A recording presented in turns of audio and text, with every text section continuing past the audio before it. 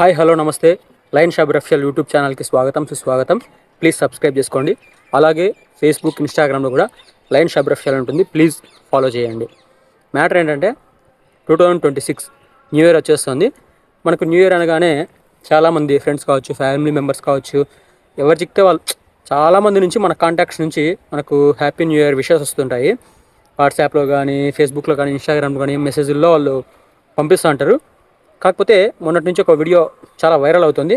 అదే వీడియోని అతను హిందీలో చెప్పారు, నేను తెలుగులో ఎక్స్ప్లెయిన్ చేస్తాను, తెలుగులో చెప్తాను.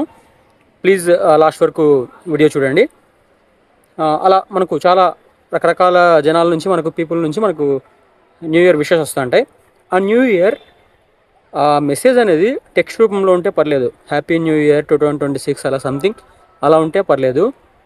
పొరపాటున ఏదైనా లింక్ రూపంలో ఉంటే, ఏదైనా లింక్ వచ్చి మనకు కనిపిస్తుంటుంది అక్కడ న్యూ ఇయర్ 2026 అన్నట్టు కనిపిస్తుంటుంది. మనం ఏం చేస్తాం, అది ఓపెన్ చేస్తే ఏదో హ్యాపీ న్యూ ఇయర్ సంబంధించిన విషెస్ ఉంటాయి, ఏదో డిజైన్ కానీ ఏదో కలర్ఫుల్గా సంథింగ్ ఉంటుంది. సో మనం ఓపెన్ చేద్దామని ఓపెన్ చేస్తారు చాలామంది. అదొకటి. ఇంకొకటి వచ్చేసి ఏదో ఒక ఫైల్ వచ్చి హ్యాపీ న్యూ ఇయర్ అని కనిపిస్తుంటుంది ఇమేజ్ లాగా, కానీ కింద హ్యాపీ న్యూ ఇయర్ .apk అట్లా యాప్ ఫైల్ లాగా ఉంటుందన్నమాట. అంటే అది ఓపెన్ చేస్తే ప్లే అవుతుందేమో, ఏదైనా డిజైన్ వస్తుందేమో అని సంథింగ్ మనం అలా ఓపెన్ చేస్తుంటారు చాలామంది. సో ఇలాంటివి ఎటువంటి లింకులు వచ్చేసి http://2026 సంథింగ్ అలా ఉంటాయి, లేదా www.happynewyar సంథింగ్ అలా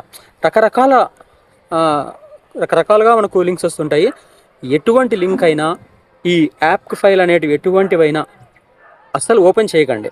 ఓపెన్ చేస్తే మీ బ్యాంక్ అకౌంట్స్కి ప్రాబ్లం అయ్యే ఛాన్స్ ఉంది.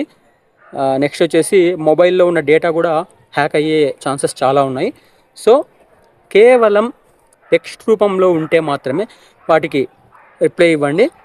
ఇలాంటివి ఏమన్నా యాప్ ఫైల్ కానీ లేదా ఓపెన్ చేసేవి ఏదన్నా అలాంటివి ఉంటే వాటిని ఓపెన్ చేయకపోవడం చాలా బెటర్. సో ఈరోజు December 30, రేపు December 31.